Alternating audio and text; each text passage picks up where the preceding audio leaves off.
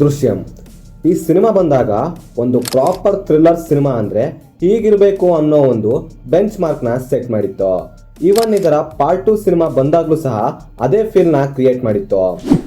ದೃಶ್ಯಂ 3 ಈಗ ತಾನೇ ನಾನು ಮಲಯಾಳಂನ ಈ ಸಿನಿಮಾನ ನಾನು ಕನ್ನಡ ಭಾಷೆಯಲ್ಲೇ ನೋಡ್ಕೊಂಡ್ಬಂದೆ. ಹಾನೆಸ್ಟ್ ಆಗಿ ಸಿನಿಮಾ ಹೇಗುಂಟು ಅಂತ ಹೇಳೋದಾದ್ರೆ ಸೀರಿಯಸ್ಲಿ ಸ್ವಲ್ಪ ಡಿಸಪಾಯಿಂಟ್ ಆಯಿತು. ಸಿನಿಮಾದಲ್ಲಿ ಏನೋ ಎಕ್ಸ್ಪೆಕ್ಟ್ ಮಾಡಿದ್ದೆ, ಆದರೆ ಸಿನಿಮಾದಲ್ಲಿ ಇನ್ನೇನೋ ಇತ್ತು. ಸ್ಟೋರಿ ವಿಷಯಕ್ಕೆ ಬರೋದಾದ್ರೆ, ಈಗ ನಮ್ಮ ಜಾರ್ಜಾಗೆ ಅವನ ಫ್ಯಾಮಿಲಿ ಆ ಮರ್ಡರ್ ಕೇಸಿಂದ ಹೊರ ಬಂದಿರ್ತಾರೆ. ಆ ಇನ್ವೆಸ್ಟಿಗೇಷನ್ ಕೇಸ್ನ ನಂತರ ಇರೋ ಪ್ರಾಬ್ಲಮ್ಗಳೆಲ್ಲ ಸಾಲ್ವ್ ಆಯಿತು, ಇನ್ನೇನು ಹೊಸ ಪ್ರಾಬ್ಲಮ್ ಬರೋದಿಲ್ಲ ಅಂದ್ಕೊಂಡಿರೋ ಟೈಮ್ನಲ್ಲಿ ಇವರು ಸೆಕೆಂಡ್ ಪಾರ್ಟ್ನಲ್ಲಿ ಬಿಟ್ಟಿದ್ದಂಥ ಸಣ್ಣ ಲೂಪ್ ಹೋಲ್ಗಳು ಇಲ್ಲಿ ದೊಡ್ಡ ತಿರುವನ್ನ ಪಡ್ಕೊತವೆ. ಸೊ ಅದು ಏನು, ಮತ್ತೆ ಈ ರೀತಿ ಯಾಕಾಯಿತು, ಈ ಸಾರಿ ಈ ಕೇಸ್ ಯಾವ ರೀತಿ ಎಲ್ಲ ಟ್ವಿಸ್ಟ್ನ ಪಡೆದುಕೊಳ್ಳುತ್ತೆ ಅನ್ನೋದನ್ನ ನೀವು ಸಿನಿಮಾದಲ್ಲೇ ನೋಡಿ ತಿಳ್ಕೊಬೇಕು. ಪಾಸಿಟಿವ್ಸ್: ಇದರಲ್ಲಿ ಇದ್ದಂಥ ಸ್ಟೋರಿ ಪಾರ್ಟ್ 1 ಪಾರ್ಟ್ 2ಗೆ ಕಂಪೇರ್ ಮಾಡಿದ್ರೆ ಇದರಲ್ಲಿ ಇದ್ದಂಥ ಸ್ಟೋರಿನ ಡಿಫ್ರೆಂಟ್ ಸ್ಟೈಲಲ್ಲಿ ಡಿಫ್ರೆಂಟ್ ಅಪ್ರೋಚಲ್ಲಿ ಹೇಳೋಕೆ ಟ್ರೈ ಮಾಡಿರೋದು ನನಗೆ ತುಂಬ ಇಷ್ಟ ಆಯಿತು. ಅಂದರೆ ಸಿನಿಮಾದ ಟ್ಯೂನ್ನೇ ಫುಲ್ ಚೇಂಜ್ ಮಾಡಿದ್ದಾರೆ. ಲೈಕ್ ಕ್ಯಾರೆಕ್ಟರ್ಸ್ಗಳ ಫೀಲಿಂಗ್ಸ್ ಆಗಿರ್ಬೋದು, ಎಮೋಷನ್ ಆಗಿರ್ಬೋದು, ಇದೇ ಥರ ತುಂಬ ವಿಷಯಗಳನ್ನು ನೋಡ್ಬೋದು. ಮೈನ್ ಆಗಿ ಇದರಲ್ಲಿ ಕ್ಯಾರೆಕ್ಟರ್ಸ್ಗಳಿಗೆ ಗಿಲ್ಟ್ ಫೀಲ್ ಅನ್ನೋದು ತುಂಬಾ ಕಾಡ್ತಾ ಇರುತ್ತೆ.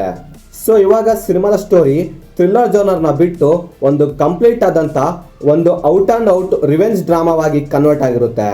ಸೊ ಈ ವಿಷಯಗಳನ್ನು ಬಳಸ್ಕೊಂಡು ಸಿನಿಮಾದ ಟೀಮ್ ಅವರು ಡಿಫ್ರೆಂಟ್ ಆಗಿ ಕನೆಕ್ಟ್ ಮಾಡಿಸೋಕೆ ಟ್ರೈ ಮಾಡಿದ್ದು ನನಗಿಷ್ಟ ಆಯಿತು.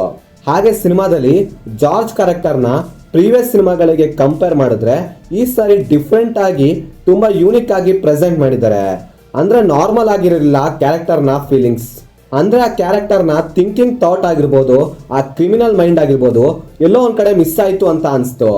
ಈ ಸರಿ ಯಾವಾಗಲೂ ಕೂಡ ಆ ಕ್ಯಾರೆಕ್ಟರ್ ಮೈಂಡ್ನಲ್ಲೇ ಥಿಂಕ್ ಮಾಡೋ ರೀತಿ ಆ ಕ್ಯಾರೆಕ್ಟರ್ನ ಪೋರ್ಟ್ರೇ ಮಾಡಿದ್ದಾರೆ. ನೆಗೆಟಿವ್ಸ್: ಸಿನಿಮಾದ ಫಸ್ಟ್ ಹಾಫ್ ತುಂಬ ಅಂದರೆ ತುಂಬಾ ಸ್ಲೋ ಆಗಿ ಸಾಗುತ್ತೆ. ಈವನ್ ಮಲಯಾಳಂ ಸಿನಿಮಾಗಳು ಸ್ಲೋ ಆಗಿ ಸ್ಟಾರ್ಟ್ ಆಗುತ್ತೆ, ಆದರೆ ಈ ಸಿನಿಮಾ ಅದರಲ್ಲೂ ತುಂಬಾ ಸ್ಲೋ ಆಯಿತು ಅಂತ ಅನಿಸ್ತು. ಇನ್ನು ಇದರ ಸ್ಟೋರಿನ ಪ್ರೀವಿಯಸ್ ಸಿನಿಮಾಗಳಿಗೆ ಕಂಪೇರ್ ಮಾಡಿದ್ರೆ ಇದರ ಸ್ಟೋರಿ ತುಂಬ ಅಂದರೆ ತುಂಬ ಡ್ರ್ಯಾಗ್ ಆಗಿತ್ತು, ಅಷ್ಟು ಥ್ರಿಲ್ಲಿಂಗ್ ಆಗಿರಲಿಲ್ಲ. ಅಂದರೆ ಆಡಿಯನ್ಸ್ನ ಅಟ್ರ್ಯಾಕ್ಟ್ ಮಾಡಿಲ್ಲ ಅಂತೀನಿ ಇದರಲ್ಲಿ ಇದ್ದಂಥ ಸ್ಟೋರಿ. ಆ್ಯಕ್ಚುಲಿ ದೃಶ್ಯಂ ಸಿನಿಮಾ ಅಂದರೆ ಫಸ್ಟಿಗೆ ಮೈಂಡಲ್ಲಿ ಬರೋದೇ ಟ್ವಿಸ್ಟ್ಗಳು ಹಾಗೆ ಥ್ರಿಲ್ಲಿಂಗ್ ಸೀನ್ಸ್ಗಳು. ಆದರೆ ಈ ಸಿನಿಮಾದಲ್ಲಿ ಅದು ಎಲ್ಲೋ ಒಂದು ಕಡೆ ಮಿಸ್ ಆಯಿತು ಅಂತ ನನಗೆ ಪರ್ಸ್ನಲ್ ಆಗಿ ಅನಿಸ್ತು. ಸೊ ಇದ್ರ ಬಗ್ಗೆ ಸಿನಿಮಾದ ಟೀಮ್ ಅವರು ಸ್ಪೆಷಲ್ ಆಗಿ ಕೇರ್ ಮಾಡಿದರೆ ಸಿನಿಮಾ ಈಗ ಬಂದಿರೋದಕ್ಕಿಂತ ಇನ್ನೂ ಬೆಟರ್ ಆಗಿ ಬರ್ತಿತ್ತು ಅಂತ ನನಗೆ ಪರ್ಸ್ನಲ್ ಆಗಿ ಅನಿಸ್ತು. ಇನ್ನು ಓವರಾಲ್ ಆಗಿ ಸಿನಿಮಾ ಹೇಗುಂಟು ಅಂತ ಹೇಳೋದಾದರೆ ಇದೊಂದು ಡೀಸೆಂಟ್ ಆಗಿರುವಂಥ ಓಕೆ ಮೂವಿ ಅಂತೀನಿ. ಇನ್ನು ನೀವೇನಾದರೂ ದೃಶ್ಯಂ ಫ್ರಾಂಚೈಸಿಯ ಫ್ಯಾನ್ ಆಗಿದ್ರೆ ಈ ಸಿನಿಮಾ ಮಸ್ಟ್ ಟ್ರೈ ಅಂತೀನಿ, ಇಷ್ಟ ಆದರೂ ಆಗಬಹುದು ಅಂತೀನಿ. ಸೊ ಇದಾಗಿತ್ತು ಫ್ರೆಂಡ್ಸ್, ನಾನು ಈ ಸಿನಿಮಾ ನೋಡಿದ್ದಾದ್ಮೇಲೆ ನನಗನ್ಸಿದಂಥ ಒಪಿನಿಯನ್.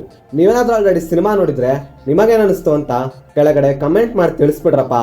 ಮತ್ತೆ ಆದಷ್ಟು ಬೇಗ ಸಿಗುವ. By friends.